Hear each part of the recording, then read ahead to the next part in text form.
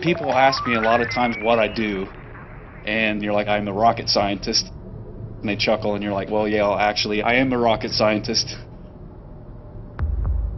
I live in about the year 2020, so in my job I have to imagine how people of the future are going to live, what sort of vehicles they're going to want, what sort of functionality in those vehicles they're going to want. And then I've got to make sure that stuff works. We start from nothing, from nuts and bolts, and we build every little single piece out of somebody's imagination. We want the engineering team to be creative, to think outside what they would normally do. And some of the things that people come up with, you just think, how could that ever work? We've got a set of people who are very creative, very free thinking, and that's just what you need when you're trying to figure out the technologies of the future. Spacecraft are big, they're complex, they're expensive, they're really hard to do.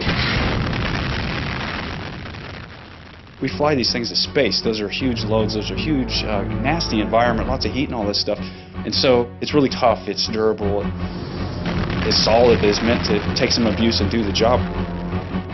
People expect to be able to go and do things that they wouldn't ordinarily be able to do. Use it in ways that perhaps they wouldn't use any other vehicle.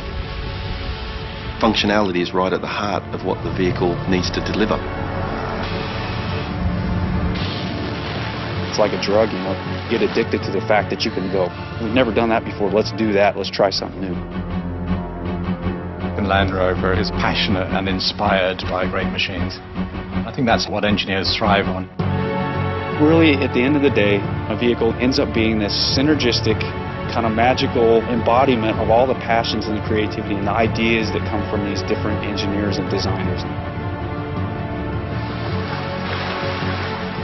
And if you decide to do something and you get everything behind it,